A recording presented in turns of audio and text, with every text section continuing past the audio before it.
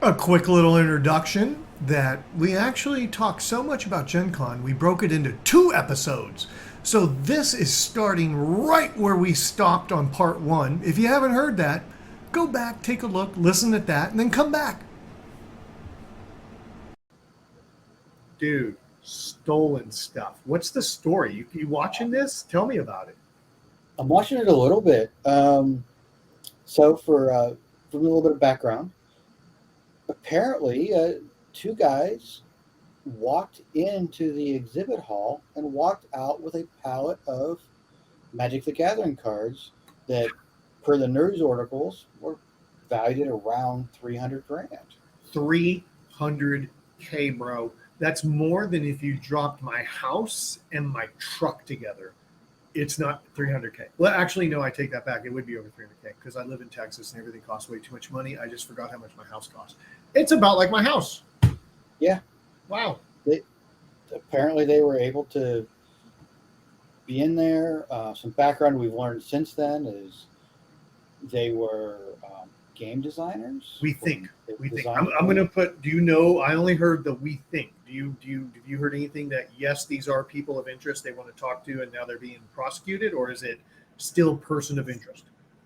An article I read before. Again, it's on the internet, so Let's all take it with a grain of salt. someone's going to correct us, but and probably rightfully so. That they are people of interest. They have communicated with them. They were already working on a. Oh, Lawyers were involved oh, from New York City area. My oh. understanding is that they were trying to get some deal to return the stuff, some restitution, and come up with a deal. That was the latest article I read. You're ahead of And me. that's been 5-6 days ago from this recording. Yeah, you're way ahead of me. The last time I read something was, hey, look at this video image. Are those guys wearing a shirt for this game? And I don't want to say the game, don't want to say them. If you Yeah. really, if a listener, if you really want to know, Gen Con 300,000, you're going to find articles all over the place. Yes, definitely. How crazy is that? How stupid is that? Yeah, How I don't stupid are understand. you? I It's like what 300 grand. Okay, that's a lot of money, but it's not a life changing retire in Brazil no, money. no. So, what's your end goal here? There's cameras everywhere. They So, are. Everybody sees everything, and I mean, yes, it's so dumb to steal from such a great community. I read the reports on fans of Gen Con. Oh my gosh, I want to just say I lost my phone, and by the way, someone returned it to Lost and Found. I lost my wallet. Someone returned it. It had all the money in it. I was like, oh my god, what a great group of people I'm around. That, yes. and by the way, I think VCF would be like that too. I think it would be I very could much so. leave like a prototype Lisa by accident, and someone would be like, "Oh, it's not mine. I'm taking it to Lost and Found," and Right, I could get my stuff back because no one wants to take what's not theirs. right. And I don't think you should. So it's very. I don't know why that happens. Unfortunately, there are people that care about your stuff more than you do at times, Yeah, and I saw it too much when I was judging a lot of Magic. That stuff always went missing, and it's unfortunate that people try to take advantage of other people in that I know. aspect. And I Makes me. find that sad. It does. It's like It does. if you really need that thing, you need to go get another job and then Yeah. work for it, and don't steal other people's stuff. Well, I'm glad they're coming to a conclusion on that. I know that was a hot take for everything that was going on. And dude, speaking of hot takes, I'm swapping topics. You ready? I'm in. Do it. I have never seen you die in Super Robo Rally during the exact first movement or the first turn. I was like, so we talked about Super Robo Rally. We all love Super Robo Rally. We love to Yeah. play. We definitely don't play the game right. But Ryan went out. Ryan's almost always our winner. And I'm going to say almost always. I don't know a time you didn't win until this year. Is that right? You always win, except for this year. I don't know if I always. I was always up into contention, though. I will say that. You won the little This year, Lego thing. You won this. You I won that. I did. mean, you have kicked so much butt at that game. I'm telling you, when the first round we all programmed, and Yeah. of course I'm really not trying to beat Ryan, but I talk a big game to everybody that's there that I'm taking Ryan out. That son of a gun, he's gonna go down under my lasers. Somehow, whatever movements you made to left, straight, left, or right, everybody had the corresponding correct direction to keep you in their lasers, and you just got blown out of the water on the first turn. I looked over and I was like, Ryan, what the hell just happened? And you're like, oh, it was like, I don't know. Yeah, I don't know. What was Shaggy? No, yeah, R2 went down, and I don't know what happened. The board this year was was actually pretty challenging with that first flag's way down at the edge of the board, so you're everybody's coming at it from two sides, right? Yep. So there's not another alternative way around. It was a tough board. It was a really tough board. And you got the water mess in there. All that aside, it was very challenging, and it was good to see the challenge happen. It was a great game. Unfortunately, we had a little bit of technical challenges with it as well that kind of slowed some things down in the middle. But that is definitely unfortunate. We had some weird moments where we all got turns instead of anything else. Yeah. And we had some weird moments that we had to reset around. So we definitely had a slower game than years before. It's a 2-hour window. We had a little bit of a slower game. But, one of our teams still won. We did have 3 people that were not from our group, or 3 people not from our group that joined. Three that joined the group, 3 that joined the game that weren't for our group. We always feel sorry for them because we do not play the game like regular people. I mean, our goal is to destroy each other while other people are trying to get the flags. And these poor folks had no idea what they walked into. But it worked out in the long run because who won? Your son won. Can you believe it? What happened there? I know. It is all of a sudden we're playing this game and I kind of I always try and kill Ryan, but I really wanted Ryan to win because this year was the brand new Super Robo Rally giveaway box set. And I was like, out of anybody I know, besides Rob, is you. Then Rob second. By the way, you're first, Rob second. And I put some high pressure on Rob. I was like, dude, if you're not playing this game, you need to just give it to Ryan. So I put some high pressure on him. And so besides you, Rob winning's great. There was a guy on the other team that was winning. And I saw it. Yeah. And I literally went for him. I spent 2 rounds chasing that guy down to blow him up. And I know one round, it was super obvious that I was going for him. Were you sitting by them? Did they say shit? Were they like, why is that dude kind of creepy? They were still 2 or 3 people to the left of me. Yeah, okay. I didn't really hear what they were saying, but I think we did tell them we're sorry when we started. Not sorry. Turn 1. Yeah, sorry, not sorry. Yeah, we are a little rowdy too, so we can. We are the group that does tend to grab a crowd. Right? Yeah. When that guy started pulling ahead, I was like, not happening on my watch. And I just focused in on him and just used every trick I could to try and kill him. And it worked. And it pushed him down. And then it was like you and Rob. And somehow Rob made it to the final flag. Or we didn't make all the flags, everybody. In 2 hours, if you're lucky to get 3 in the way that we play. I don't know how other games go, but in our game, you're lucky to get to a 3rd one because everyone's hunting you down. But that game board is normally a challenging board as well. So it's you're going all over the board to get to the flags. Yeah, but it was a great time. Had a good time. Looking forward to it again next year. Hoping we get the tech issues worked out for next year, and then we'll go do it again. Because for me, as I mentioned on the previous episodes, that is how I love to kick off GenCon. That's like the first event for me. That's what I want to do, and that sets the stage for my whole GenCon experience. It really does. Oh, and we set the stage this year by blowing your ass up in that first round. We set the stage, folks. It was unbelievable. But anyways, off of that, dude, Yeah. Why? Okay, so this is why do we go to Gen Con? Because Yes. Origins, which is also a gaming convention, has 20,000, 25,000, maybe 30. It's a much more relaxed, laid back. You can go to the food court. You can. There's always an open chair. You know what I mean? But why do we always go to Gen Con? True Dungeons, baby. Oh yeah, baby. Oh yeah. How many events did we? We ran 3. We did 2 major storylines, and we did the newbie. I don't know what they call it. It's a version of the game that has 4 rooms. I think only 4 rooms. Yeah, it only had 4, and you use the tokens you're given. So it's for new people to try, that they don't feel like they're hampered. Would that be the right word? They don't feel like they're. We're all on the same playing field at that point. Yeah. They're not walking in with guys like us where it's like, oh, here's my level. Blah. And by the way, I think we're 50% way to where some of the other people are. Like Team Yeti. I did a game with Team Yeti, and those people have like 180 hit points. And I was like, what?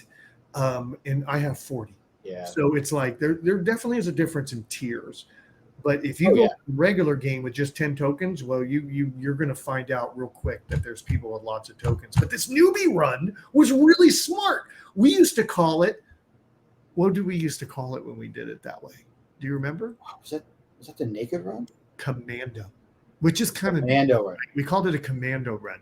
And we would on purpose go to the game and only play with the tokens we pulled from the box.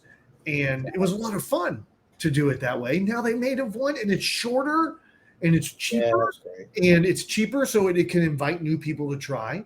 I thought it was a lot of fun. But yeah, we had a really great time playing True Dungeon this year. Holy shit, man. It was a really great time this year. Yeah, we had 3 late events. So they were all 3 late time slots that were consistent across the entire weekend. It was a great time. Yeah. Larry, you get so many tokens. Oh, I know. Did you hear about that? We're playing the VTDs and getting all these token draws for GenCon. And he's got all these special tokens to turn in, and got hundreds and hundreds of tokens. Wow. I don't even understand. If Larry didn't quartermaster, I don't know where we'd be. Obviously, it's a game of love for him. Oh yeah. He just lets us play. He makes sure that we have the best characters that he can do. He makes sure that we have a good time. And by the way, Larry, if you ever listen to this, I don't know, 10 years in the future, we really appreciate it, and we love you for it. It's a lot of fun that we get to play this at a level that I never could. I could not commit to the level that we're at financially and even time. I just couldn't commit to that in my outside life. But he makes it to where I can come in and be a rock star every time I play. It's amazing. Oh, he's an amazing guy. Yeah, definitely. He takes care of us. Some of it is the fact that we've been playing so long. Yeah. I think he started in like 2004. I think I started in 2005. Oh, it's time. Are you ready? Flex alert. Time to flex. Ryan, after you entered your experience after Gen Con, where were you related into the players of the world? Only because I beat Larry entering my codes. I was listed at number 3 and made sure I took a screenshot of that. Number 3 in the world. Number 3. Look at you flexing. Look at you flexing, dog. For a lot of games, that would be amazing. For this game, that means I've been playing way too long. But Ryan, or maybe not too long, but enjoying every year that I have an opportunity to play.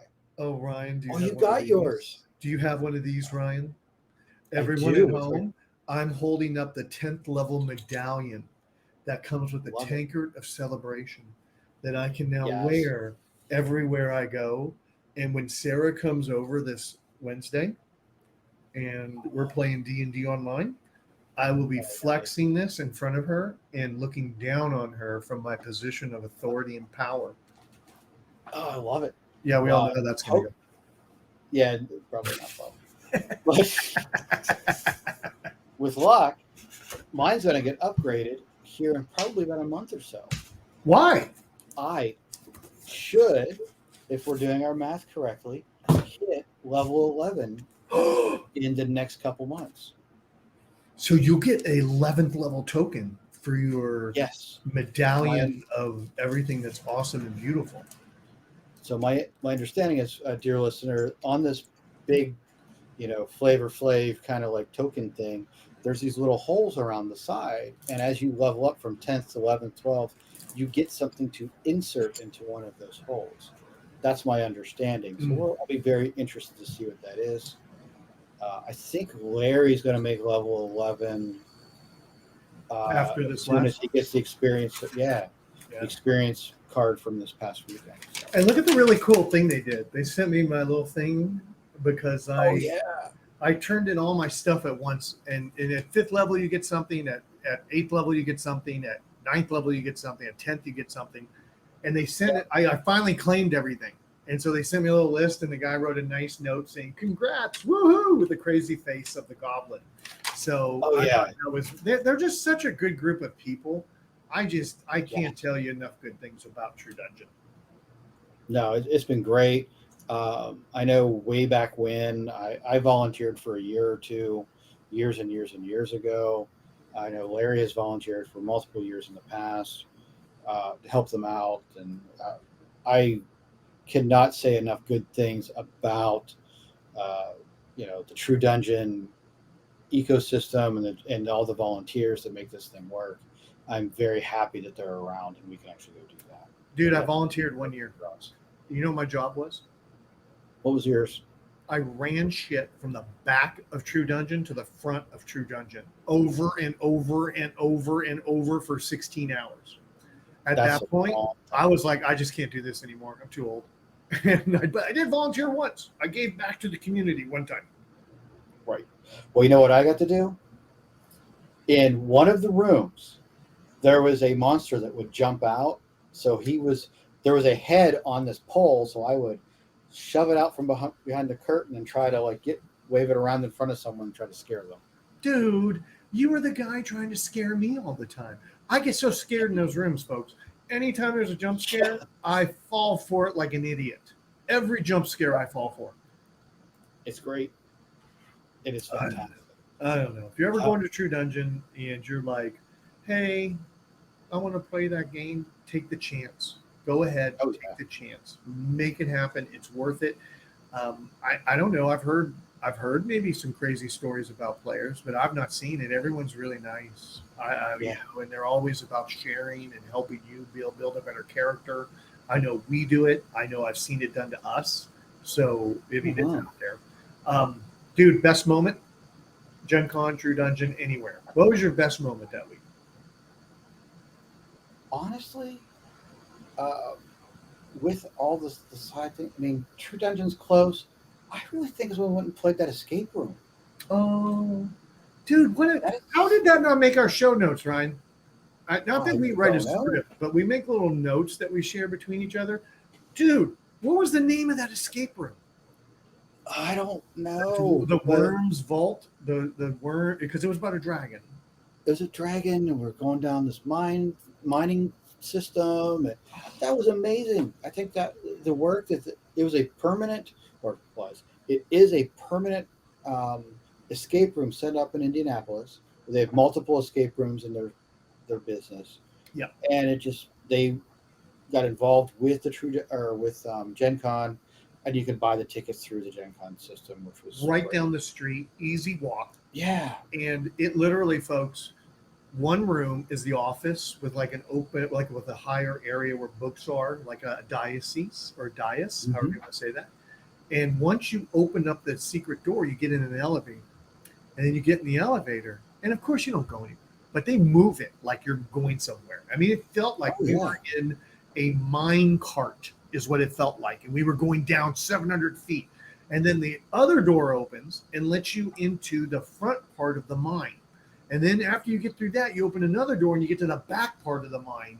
And that's where everything wraps up. No spoilers, but I'm telling you, the level of integration to make multiple rooms like that and the puzzles were so on point. I loved the young couple that was with us. Oh yeah. They made me laugh so much. They were all about the red button, right? Anytime anybody found anything new, it was like, "What do you got? What do you got? What do you got? I want to see it. I want to see it." Oh, great. So I think the escape room was probably ended up being my highlight for the convention. What about you, man? Dude, okay, I loved all sorts of gaming things, and once I say this, you're going to agree with me that that was probably a high moment for you too, Drew. Oh yeah. Dude, we had been gaming with him for so many years. And hey, we're all adults, right? We all got so many commitments we have to juggle. We don't, as a friend says, we only have so many spoons, right? We can only stir so many cups of tea at one time. And Drew just had to kind of quit going. I remember there was always like a family thing that happened right the same, kind of like it's like if they always run an event in the first week of August and your blank is always the first, like let's say my dad's birthday is always the first week of August, I can't Yep. skip his birthday every single damn year. And Right. so Drew was always making some time for us, but life just got to be life. This year he got to come back, and it was so great to see him again. I wish I could have spent Yeah. more time with him. And then outside of that, it's friends. I mean, I had so much fun with everything, and I look at that as True Dungeon, Super Robo Rally. But I have to say, yeah, I'd say True Dungeon. If I had to pick one of the gamings, I'm going to say it's True Dungeon because, my God, we just have so much fun, man. And even the new people, I think the new people leave playing around with us of True Dungeon and go, those guys are all right. I think they say that. I think when they get back to their other friends, they go, those guys were so much fun to game with. I hope so. Yeah, I do as well. So highly recommend Gen Con. They have all kinds of stuff to do it. There's multiple things we didn't even get to talk about here. Nah. Um, but Oh, and dude, we're out of time. Oh yeah, my God. I just looked at the time of this recording. If I would have thought about this, we could have broke this into 2 episodes and we could have done two and made like double the trouble. But no, I think one big long episode's fine. If anybody listens to us for Gen Con, they're going to want to hear all the details. They're going to want to hear everything. that's You know fair. what We can do So, that. Yeah. So I think I'm glad we had a good time out there. I'm glad we got to share some of the stuff. Again, there was more of it out there. Um, you know, let's see. What do we got coming up? What do you got coming up for the next episode, man? dude, so I have no new things to talk about project wise. I still need to finish my joystick. The COVID, Gen Con COVID really whacked me out. But one thing I did do that was neat, and by the way, I just got my new power supply for my Commodore today. I told Ryan offline I was using an older power supply, and I just finally said, you know what? I need to quit using that because it could blow up my system.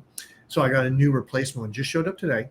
The thing I did when I was sick was I started farting around with ChatGPT, and it wrote, I have, well, what's 300 divided? 30 lines of code, 50 lines. I've got probably about 50 lines of code that Okay. ChatGPT wrote me for creating a Pac-Man like game. Because I was like, ChatGPT, can you do Commodore Basic?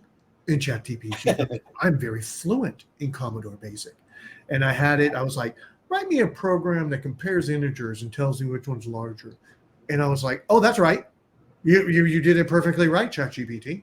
And then I said, I want a game like Pac-Man. And it gave me some code. I need to type it in. So that's probably my project for this week, just to fart around. And maybe this weekend I might be back to doing things in the shop. And I will update you more next time we talk. How about you? What's on your board? I'm very similar. I got a couple things off my desk over the last weekend, but specifically for the next episode, I think I've been doing this C program tutorial on my, on the Amiga, talking about some of the different graphics capabilities and screens, and that's kind of the thing that I've been doing quite a bit of, and hopefully I'll get farther down the line by the time we come circle back around here and be able to explain even more stuff I've done. I can't wait to hear. So I think where do we find you, Rich? you can I don't know where to find me. You can always find, well, I dumped Twitter because Elon just, oh my God, dude. There were some things we can't talk about online that just crossed some barriers for me.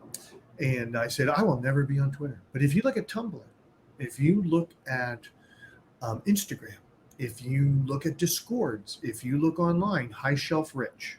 That's kind of my tag everywhere. I got a Gmail for it. I got other things for it. So look up High Shelf Rich. You can find me around. I actually need to start to get to posting. I need to get back into the habit of sharing things. Um, but how about you? Where might people find Ryan? Well, the two that I'm really kind of paying attention to at this point are uh, Mastodon. I've been I kind need of to do that. going deep into that lately. At Blue Wizard at mastodon.sdf.org. So the two at symbols in it does make it a little bit of interesting. Yeah. So I did that. I just started my own blog. So at Ooh. www.bluewizard.net is my website. And I've posted a couple videos now. One of some line art stuff or line graphics from my Amiga on YouTube at Blue Wizard Net. So we do make show notes, but I wasn't outing him on the blog and the video until he wanted to. I was going to bring it up off stream because I was like, I know you've done that. Are you ready for me to talk about it? And you are ready for us to talk about it. That's incredible. I'm really glad. I hope people come check that out because I read through that first blog entry and I was like, oh my God, I felt like I was transported back to early internet days, not necessarily from formatting or graphics, but the way it was so concisely reviewed in a long post. Yeah. We're so used to nowadays 3-minute videos, one paragraph post. It's nice to read an article. It's nice to see the pictures that go along with reading the article. I like to learn that way. I do like videos, but I do like to learn by reading. So I enjoyed it a lot. Hopefully, you guys will too. Yeah, I hope so. That's going to be my primary place where I'm going to post stuff. Videos are going to be ancillary to that or ancillary to work that we'll talk about here. But I'm really digging the blog idea.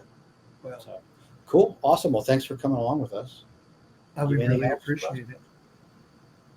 All right. Just wishing everybody a great good night. And I hope you have something that you can play around with and work with and build or break and then build. Most definitely. Thank you all and have a great evening.